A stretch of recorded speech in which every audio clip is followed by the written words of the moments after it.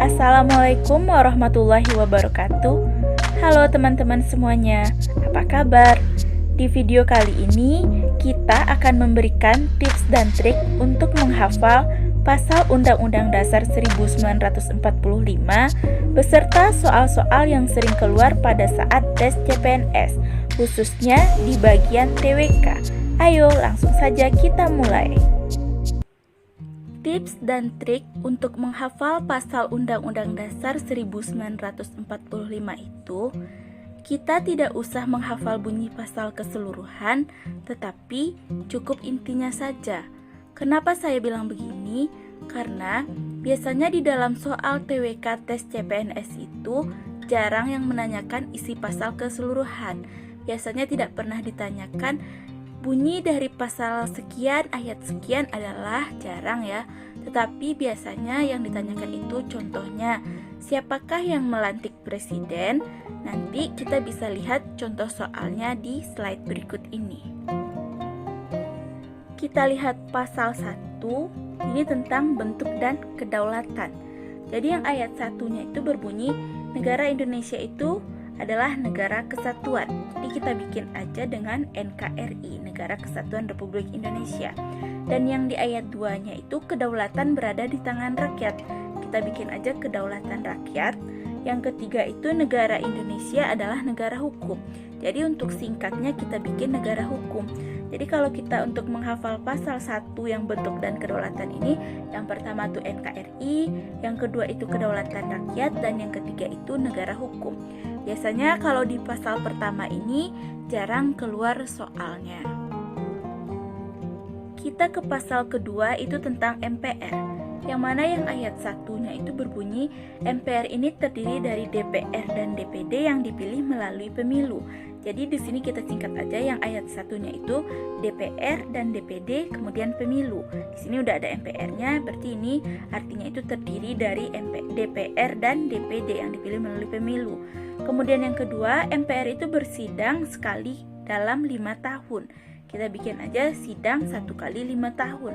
Dan yang ketiga itu putusan MPR berdasarkan suara terbanyak. Kita bikin aja inti dari kata-kata yang ketiga ini suara terbanyak. Nah, kalau soal yang biasa keluar di yang pasal 2 ini seperti ini.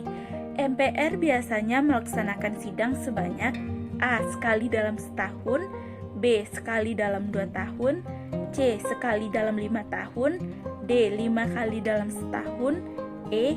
2 kali dalam setahun. Seperti yang kita ketahui tadi di pasal 2 yang ayat 2-nya sidangnya itu 1 kali 5 tahun. Berarti jawabannya adalah yang C. Sekali dalam 5 tahun. Nah, ini seperti yang saya bilang di awal tadi, kan di sini tidak ditanyakan. Bunyi dari pasal 2 ayat 2 adalah tetapi ditanyakan berupa kata-kata, yaitu MPR biasanya melaksanakan sidang sebanyak. Nah, ini jawabannya yang C. Kita ke pasal 3, ini masih tentang MPR, yang mana ayat satunya itu berbunyi MPR itu berwenang mengubah dan menetapkan undang-undang dasar. Jadi di sini kita singkat aja, yang pertama itu mengubah dan menetapkan UUD. Kemudian yang kedua, MPR itu melantik presiden dan wapres. Dan yang ketiga itu, MPR ini dapat memberhentikan presiden dan wakil presiden. Pasal 4 itu tentang presiden, yang mana yang ayat satunya kalau bunyi lengkapnya itu Presiden Republik Indonesia memegang kekuasaan pemerintahan menurut Undang-Undang Dasar. Jadi di sini kita singkat aja dengan presiden itu adalah pemegang kekuasaan. Ini untuk menghafal cepatnya. Jadi yang ayat satunya pemegang kekuasaan, dan yang kedua itu kalau bunyi lengkapnya itu Dalam melakukan kewajibannya, presiden dibantu oleh satu orang wakil presiden. Di sini kita bikin aja dibantu satu wapres. Ini cara supaya kita mudah menghafalnya. Jadi kita bikin inti-intinya aja, tidak usah kita hafal kata-kata secara keseluruhan. Kalau untuk pasal 4 ini biasanya jarang juga soal yang keluar. Pasal 5 ini masih tentang presiden, yang mana di ayat 1 kalau bunyi lengkapnya itu presiden berhak mengajukan rancangan undang-undang kepada Dewan Perwakilan Rakyat. Nah, di sini kita singkat aja menjadi mengajukan RUU ke DPR. Jadi presiden itu mengajukan RUU ke DPR. Dan yang ayat 2-nya itu kalau bunyi lengkapnya itu presiden menetapkan peraturan pemerintah untuk menjalankan undang-undang sebagaimana mestinya. Jadi di sini kita bikin intinya aja, yang mana presiden itu menetapkan PP, peraturan pemerintah. Kita lihat soal yang biasa keluar. Itu soalnya itu RUU diajukan oleh presiden ke A. MPR, B. KPK, C. BPK, D. Komisi Yudisial, E. DPR. Jadi sudah pasti jawabannya itu yang E, sebagaimana yang bunyi pasal 1-nya, yaitu presiden itu mengajukan RUU ke DPR. Jadi kita dapatkanlah jawabannya yang opsi E.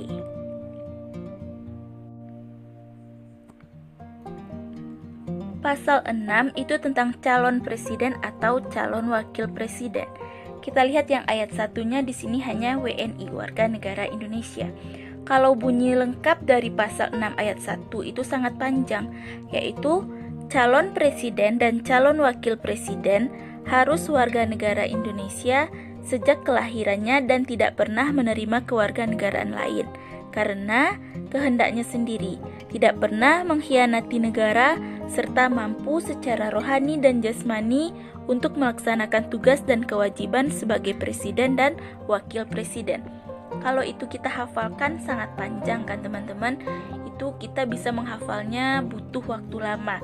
Jadi untuk singkatnya cukup kita bikin kalau capres dan cawapres itu harus WNI, harus warga negara Indonesia asli. Kemudian yang kedua, untuk syarat lebih lanjutnya itu diatur dengan undang-undang. Untuk yang nomor 6 ini juga jarang keluar soalnya. Kita ke pasal 6A, ini masih tentang capres atau cawapres, yang mana yang ayat 1-nya itu capres atau cawapres itu dipilih langsung oleh rakyat. Kemudian yang kedua, pasangan calon presiden atau calon wakil presiden itu diusulkan oleh parpol. Jadi usulnya itu oleh partai politik. Kemudian yang ketiga ini, kalau bunyi pasal yang panjangnya itu pasangan calon presiden dan wakil presiden yang mendapatkan suara lebih dari 50% dari jumlah suara dalam pemilihan umum dengan sedikitnya 20% suara di setiap provinsi yang tersebar di lebih dari setengah jumlah provinsi di Indonesia dilantik menjadi presiden dan wakil presiden. Itu kalau bunyi pasal yang lengkapnya. Tapi di sini kita bikin intinya, yang mana dia itu bisa dilantik apabila suara yang didapatkan itu lebih 50% dari pemilu dan sedikitnya itu 20% setiap provinsi. Kemudian yang keempat, apabila tidak ada calon terpilih dari calon presiden atau calon wakil presiden itu, maka suara pertama dan yang kedua terbanyaklah yang akan dilantik. Kemudian yang kelima, syarat kelanjutannya itu diatur oleh undang-undang. Nah, untuk pasal 6A ini, untuk soal yang sering keluar, biasanya seperti ini. Pasangan calon presiden dan calon wakil presiden bisa dilantik jika mendapat suara A. 20% dari jumlah suara dalam pemilu dan 50% jumlah suara di setiap provinsi. B. 25% dari jumlah suara dalam pemilu dan 50% jumlah suara di setiap provinsi. C. 50% dari jumlah suara dalam pemilu dan 20% jumlah suara di setiap provinsi. D. 50% dari jumlah suara dalam pemilu dan 25% jumlah suara di setiap provinsi. E. 25% dari jumlah suara dalam pemilu dan 60% jumlah suara di setiap provinsi. Nah, soalnya kan seperti ini, berarti yang ditanya itu suaranya dibolak-balik. Ada yang 20%, 50%, kemudian 25%, 50%. Sesuai dengan pasal 6A yang ayat ketiga ini, yang mana kalau dilantik itu lebih dari 50% pemilu dan sedikitnya itu 20% dari setiap provinsi. Maka kita dapatkanlah jawabannya itu di opsi yang C. Jadi teman-teman kalau menjawab ini jangan sampai kebalik. Bisa jadi nanti teman-teman jawab yang A, 20% dari pemilu dan 50% dari setiap provinsi. Tapi jawaban yang benarnya itu yang C ya, 50% suara dalam pemilu dan 20% suara di setiap provinsi.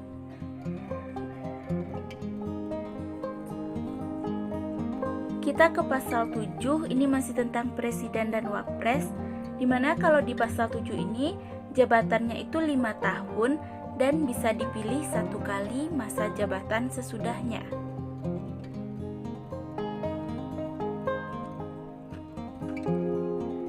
Kita ke pasal 7A, ini masih tentang presiden dan wapres, dimana kalau bunyi lengkap dari pasal 7A ini, presiden dan atau wakil presiden dapat diberhentikan dalam masa jabatannya oleh Majelis Permusyawaratan Rakyat atas usul Dewan Perwakilan Rakyat, baik apabila terbukti telah melakukan pelanggaran hukum berupa pengkhianatan terhadap negara, korupsi, penyuapan, tindak pidana berat lainnya, atau pedoman tercela, maupun apabila terbukti tidak lagi memenuhi syarat sebagai presiden dan atau wakil presiden.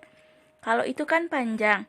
Sekarang kita bikin intinya aja, yang mana kalau presiden dan wapres itu berhenti oleh MPR, berarti dia itu diberhentikan oleh MPR atas usul DPR.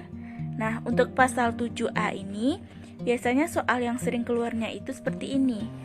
Presiden bisa diberhentikan atas usul A. MPR, B. DPR, C. MA, D. MK, dan E. KY. Nah, kalau tadi kan bunyinya itu presiden itu berhenti oleh MPR atas usul DPR. Maka kita dapatkanlah jawabannya itu atas usul DPR, itu opsi yang B. Kita ke pasal 7B, itu tentang berhentinya presiden dan wapres. Yang mana tadi di pasal 7A berhenti presiden dan wapres itu diberhentikan oleh MPR atas usul si DPR. Ini kelanjutannya. Di ayat satunya itu yang mana oleh MPR, usul DPR, kemudian diperiksa lagi oleh MK. Dan yang kedua, ayat 2-nya itu berbunyi yang mana semua yang dilakukan oleh DPR ini dalam melakukan fungsi pengawasannya. Jadi usul dari DPR itu dalam fungsi pengawasan DPR. Kemudian yang ketiga, usul DPR ke MK itu dihadiri oleh 2/3 anggota dan disetujui dari 2/3 yang hadir. Kemudian yang keempat, MK memeriksa paling lama itu 90 hari. Yang kelima, jika terbukti oleh MK, maka DPR sidang untuk meneruskan usulnya ke MPR. Di ayat 6-nya, MPR maksimal sidangnya itu 30 hari setelah dia menerima usul dari si DPR. Dan di yang ketujuh tuh intinya yaitu keputusan MPR dihadiri oleh 3/4 anggota dan disetujui dari 2/3 yang hadir. Nah, kalau soal yang sering keluar untuk pasal 7B ini, pengajuan pemberhentian presiden oleh DPR kepada MK dapat dilakukan dengan dukungan sekurang-kurangnya jika A. mendapat dukungan 2/3 dari jumlah anggota yang hadir, dihadiri 2/3 jumlah anggota. B. mendapat dukungan 2/3 dari jumlah anggota yang hadir, dihadiri 3/4 jumlah anggota. C. mendapat dukungan 3/4 dari jumlah anggota yang hadir, dihadiri 2/3 jumlah anggota. D. mendapat dukungan 3/4 dari jumlah anggota yang hadir dan dihadiri 3/4 jumlah anggota. E. mendapat dukungan 1/3 dari jumlah anggota yang hadir, dihadiri oleh 3/4 jumlah anggota. Nah, di sini kan opsinya meragukan. Di sini ada yang 3/4, ada yang 2/3. Kalau tadi kita lihat, kalau yang usul DPR ke MK itu dihadiri 2/3 anggota dan disetujui oleh 2/3 yang hadir. Kalau yang 3/4 itu keputusan MPR dihadiri oleh 3/4 anggota dan disetujui dari 2/3 yang hadir. Jadi jawaban untuk pertanyaan yang ini adalah yang A, Itu mendapat dukungan 2/3 dari jumlah anggota yang hadir dan dihadiri 2/3 jumlah anggota. Di sini biasanya banyak tuh orang yang salah antara 2/3 dan 3/4. Kalau 3/4 tuh untuk yang MPR. Kita ke pasal 7C, ini masih tentang presiden, yang mana presiden itu tidak dapat membekukan DPR. Itu inti dari pasal 7C. Kita ke pasal 8, masih tentang presiden dan wapres, yang mana ayat pertamanya itu, apabila presiden berhenti maka akan digantikan oleh wakil presiden. Kalau di ayat 2-nya, apabila wapresnya kosong, kemudian MPR sidang selambat-lambatnya itu 60 hari. Dua calon wakil presidennya ini diusulkan oleh presiden. Sedangkan di yang ketiga, presiden dan wakil presiden berhenti, maka digantikan oleh Menlu, Mendagri, dan Menhan. Itu oleh Menteri Luar Negeri, Menteri Dalam Negeri, dan Menteri Pertahanan. Untuk pasal 8 ini yang sering keluar itu biasanya, jika presiden dan wakil presiden berhenti dalam masa jabatannya secara bersamaan, maka pelaksana tugas kepresidenan digantikan oleh A. Menteri Luar Negeri, Menteri Pendidikan, Menteri Pertahanan, B. Menteri Pendidikan, Menteri Keuangan, Menteri Pertahanan, C. Menteri Dalam Negeri, Menteri Luar Negeri, Menteri Pertahanan, D. Menteri Dalam Negeri, Menteri Perencanaan Pembangunan, Menteri Pertahanan, dan E. Menpan RB, Menteri Perhubungan, dan Menteri Pertahanan. Maka sudah pasti jawabannya itu ada di opsi yang C, yaitu sesuai dengan pasal 8 ayat ketiga, yang mana apabila presiden dan wapres itu berhenti maka digantikan oleh Menlu, Mendagri, dan Menhan. Itu terdapat di opsi yang C, Menteri Dalam Negeri, Menteri Luar Negeri, dan Menteri Pertahanan. Pasal 9 ini tentang sumpah dan janji presiden, yang mana kalau ayat 1 intinya itu presiden dan wapres bersumpah dan berjanji di depan MPR dan DPR. Jadi dia itu bersumpah dan berjanji di depan MPR dan DPR. Kalau yang ayat 2-nya, jika MPR dan DPR tidak bisa, maka presiden dan wapres bersumpah di depan pimpinan MPR disaksikan oleh pimpinan MA. Pasal 10 ini tentang kekuasaan tertinggi, yang mana presiden itu memegang kekuasaan tertinggi atas angkatan darat, angkatan laut, dan angkatan udara. Kalau soal yang biasanya keluar itu seperti ini, kekuasaan tertinggi atas angkatan darat, angkatan laut, dan angkatan udara dipegang oleh A. MPR, B. DPR, C. MK, D. Presiden, dan E. Wakil Presiden. Pasti jawabannya itu adalah presiden, yang mana bunyinya tadi presiden memegang kekuasaan tertinggi atas AD, AL, dan AU. Maka jawabannya ada di opsi yang D. Kita ke pasal 11, ini tentang perang dan perjanjian internasional, yang mana ayat 1-nya itu presiden menyatakan perang atas persetujuan DPR. Kemudian yang ayat 2-nya itu presiden membuat perjanjian internasional atas persetujuan DPR. Kemudian yang ketiga, syarat kelanjutannya itu diatur oleh undang-undang. Berarti tentang persetujuan itu kebanyakan itu adalah DPR.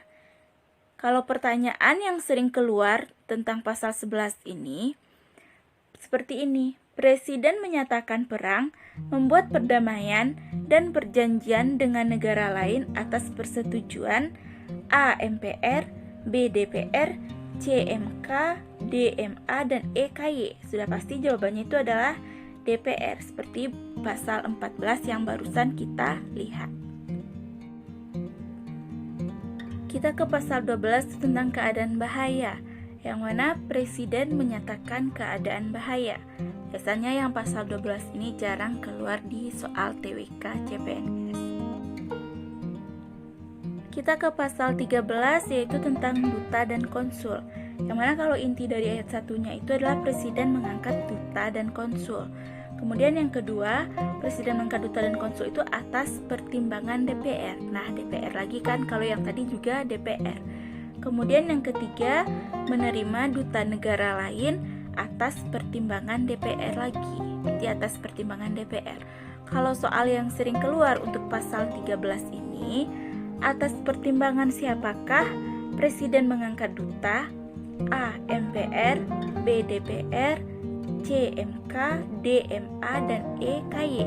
Berarti jawabannya itu adalah yang DPR, itu ada di opsi yang B.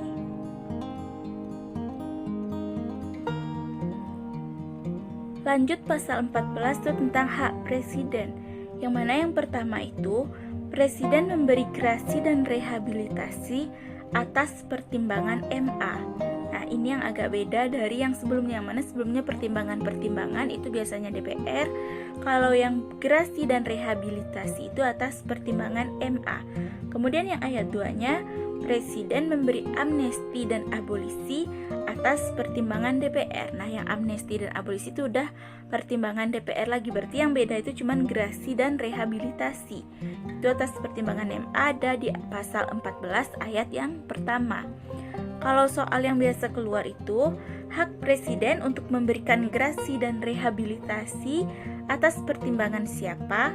A. MPR, B. DPR, C. MA, D. MK, dan E. KY. Berarti jawabannya itu sudah pasti yang MA. Pasal 15 ini tentang gelar dan tanda jasa, yang mana presiden itu memberi gelar, tanda, dan jasa. Itu inti dari pasal 15. Pasal 16 ini tentang Dewan Pertimbangan, yang mana kalau bunyi lengkap dari pasal 16 itu, presiden membentuk suatu Dewan Pertimbangan yang bertugas memberikan nasihat dan pertimbangan kepada presiden yang selanjutnya diatur dalam undang-undang. Kalau intinya aja bisa kita hafalkan, presiden membentuk Dewan Pertimbangan. Itu di pasal 16.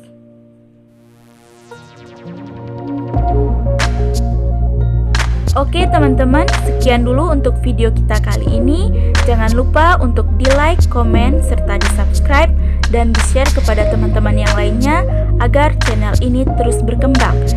Dan jika ada saran untuk perbaikan video kedepannya, juga bisa diselipkan di kolom komentar. Terima kasih kepada teman-teman yang telah menonton.